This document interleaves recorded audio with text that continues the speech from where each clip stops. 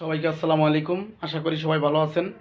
আসলে স্ক্রিনে যে বোনটার ছবি দেখতেছেন এবং সাথে একটা বাচ্চা, আসলে আমি সবার কাছে একটা প্রশ্ন করব, গরিব ঘরে সুন্দর ফুটফুটে বাচ্চা জন্ম নেওয়া কি অপরাধ? যদি তাই না হবে তাহলে এই বোনটাকে এত প্রশ্ন করেন কি আপনারা? বিভিন্ন ধরনের প্রশ্ন করেন, মানুষ ওনাকে হেনস্থা করেন যে আপনার কোলে এত সুন্দর বাচ্চা কোথায় পেলেন, হ্যান ত্যান। আসলে তো মানুষের আগে তার ব্যক্তিগত বিষয় জানতে হবে, তার এই অবস্থার জন্য কারা দায়ী এটা জানতে হবে।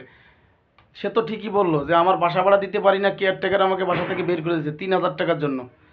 এখন যারা আপনারা ওনাকে হেনস্থা করেন তারা ওনার থাকা খাওয়া এবং বাসা ভাড়া সব ব্যবস্থা করে দেন, তা তো কেউ দিবেন না। তাহলে মানুষকে এত হেনস্থা করেন কি আপনারা?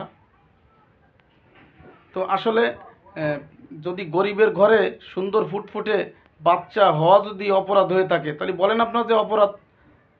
আসলে প্রতিটা মানুষ, প্রতিটা বাবা মাই চায়, সে যতই গরিব হোক আর কাঙ্গাল হোক, সে চায় তার বাচ্চাকে ভালো রাখতে, ভালো খাওয়াইতে, ভালো পড়াইতে।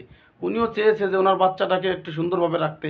উনি বাসাবাড়ি কাজ করে, হয়তো বা বাসাবাড়ি কাজ করে ওনার বাচ্চাকে ভালো রাখতে চায়। এটা সব বাবা মা